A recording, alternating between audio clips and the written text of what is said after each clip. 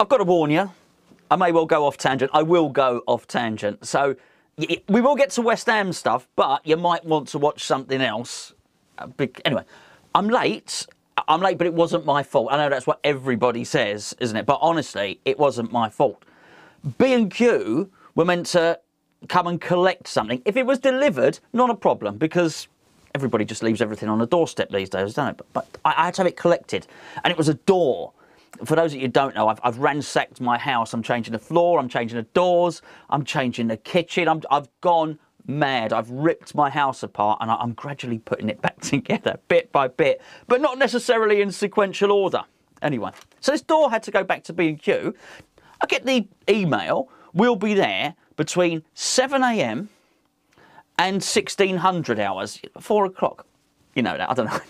I don't know. I explained the 24-hour clock to you. You know it, obviously. What time did they get here? You know what time they got here. 10 to 4. 10 to 4. I've waited around all day. I know, that's my excuse. That's my excuse as to why I'm late anyway. And it actually reminded me of a time, because I thought, I've got to go and do the video now, and I better explain why I was late. And I used to work in Hamleys in Regent Street years and years ago. And I was late all the time. Totally my fault. Always my fault I was late. I was generally up late the previous night, but I was young, you know, I was in my early 20s, you know, a couple of years ago, obviously. And then one day, I was living in Tower Hill and one day I got off, I was heading to work and I was actually on time. And I don't know why I'm laughing, it was quite nasty, but basically an old lady fell off the bus. But the bus driver didn't stop. So the bus drove off and she'd sort of grazed her elbows and her knees, and the bus had driven off. And so I sort of helped her up, and there was a bench. It was sort of just the other side of Tower Bridge.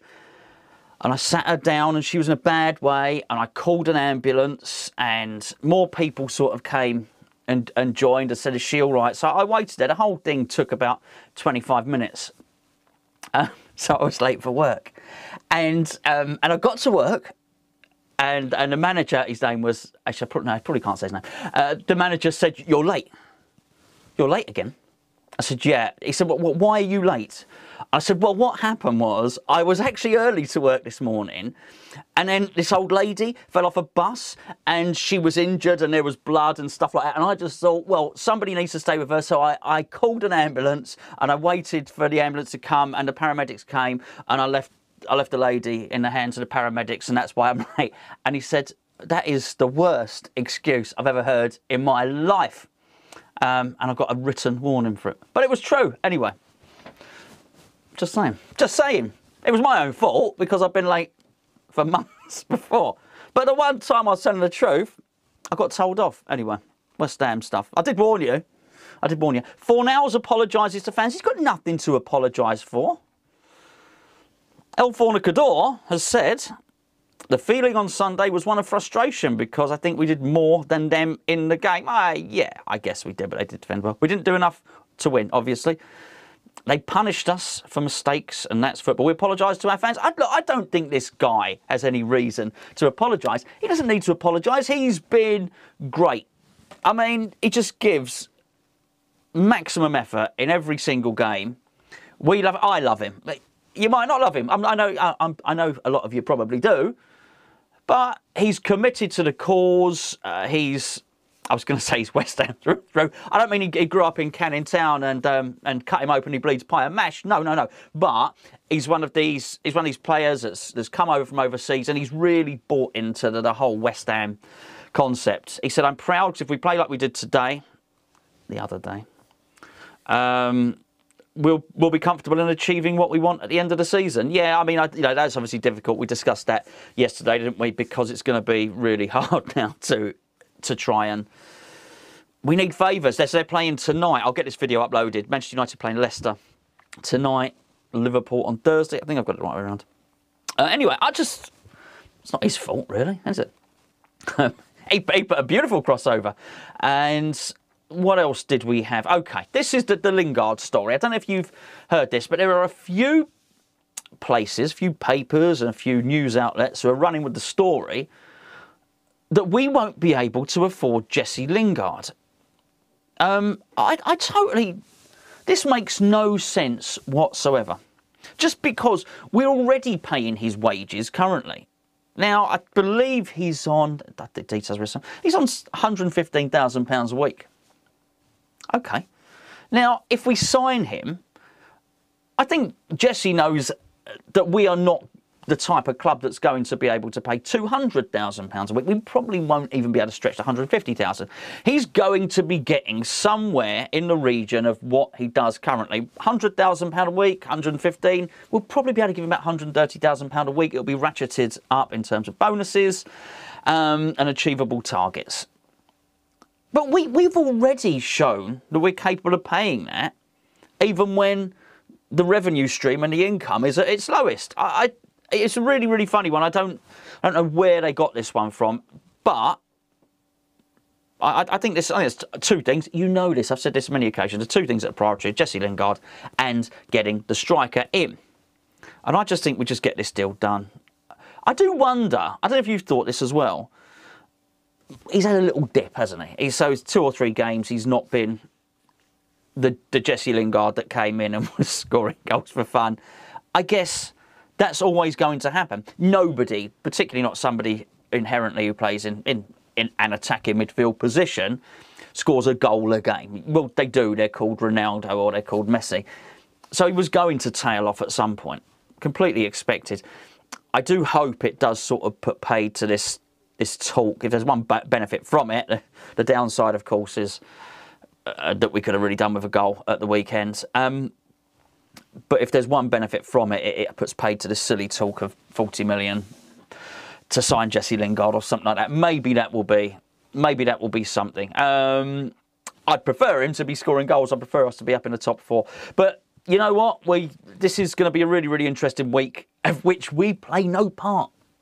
As I said yesterday, we are relying on Manchester United to do us a favour. We are being linked with somebody, a young defender from Chelsea who's on loan at Swansea, whose name, actually I'll use not having my glasses as an excuse. I can't pronounce it, is the truth, so I'm not going to try. His first name's Mark. There we go, Mark. Mark from Chelsea via Swansea. This is the other story that caught my attention. The Athletic are running with it. I don't know how many of you subscribe to the Athletic, but they're a decent enough news outlet. I guess I don't subscribe because I'm a cheapskate. I'm too busy spending money on home improvements. Basically, I can't afford the monthly subscription to the Athletic. Put it that way. Actually, no, I won't say that. It says the Hammers are interested in a deal to snap up Tammy Abraham. This is why I'm going to stop. I'm going to stop actually trying. It's because they're smeared. I don't know. I had a cloth. I've got a cloth, right? Anyway, that's not flatulence. That's the squeaky chair again. The Hammers are interested in a deal to snap up the striker from the Blues, but boss David Moyes said outright that a deal of around 40 million is impossible for the club. Quite right. They're not getting 40 million. Nobody is. And I really sort of do want this to settle down. And I mean it in terms of Lingard, and I mean it in terms of Tammy Abraham. There will be a few clubs who can afford to buy players for £40 million. But they will be few and far between. Real Madrid, who are, whatever, the second, third biggest club in world football, they want Paul Pogba, they can't afford him. They're trying to come up with some creative idea whereby Hazard is offered in part exchange or something like that. But Hazard's been crap. Let's be fair. It's a bit like trying to swap a Vauxhall Nova for a Ferrari, isn't it, at the moment? I know Pogba's form dips a little bit. Vauxhall Nova. Let's go, actually, showing my age there, showing I'm not in my 20s. Let's go with Corsa. Let's go with a clapped out, buoyed up Corsa. Not I've ever had one. And I think if I did have one, I possibly wouldn't buoy it up. Anyway, apparently Abraham is also a target for Newcastle, Leicester and Aston Villa. I'll tell you now. Well, actually, let's go for them one at a time. Newcastle won't buy him. Newcastle have Wilson. Ashley is not one for dipping his hand in his pocket, particularly. He'll be very, very pleased, by the way. Maybe he can sell them now. Leicester, okay, would Leicester buy someone for 40 million? Quite possibly. Yeah, okay, that's the believable one. Aston Villa, no, they bought Watkins for 28 million. I don't think anyone is paying 40 million for Tammy Abraham. It says, as such, West Ham are hopeful that a loan deal is within reach. Yeah, maybe it's a loan deal. And I think that would probably be prudent on Chelsea's part, that maybe if they loan any of their players out for another year, that by the time that year has elapsed, then maybe the transfer market has steadied. Not just the transfer market, the global economy. Maybe that has steadied at that point, and transfers are sort of coming up to their usual standards, basically. Their usual... I'm not sure I'll ever get back to the billions that it was on a transfer window. I really don't, because there are going to be some that suffer the long-term consequences of a global recession. But it may well be prudent to loan somebody out, wait a year, and hope that you get a bit more. They can't do that with the centre-half, Mark. Apparently he only has 12 months left on his contract. Man United can't do that with Jesse Lingard. He definitely does have only 12 months left on his contract. Anyway, sorry for boring you about buses, old ladies, home improvements, and B&Q not collecting a door on time. They did collect it on time, though, didn't they? It was just the window to collect the door. The window of opportunity, the window that they gave between 7 AM and 4 PM is ridiculous. I stood outside the whole time. I wasn't really. But it was rather annoying. Apologies for the late upload. I will see you all tomorrow.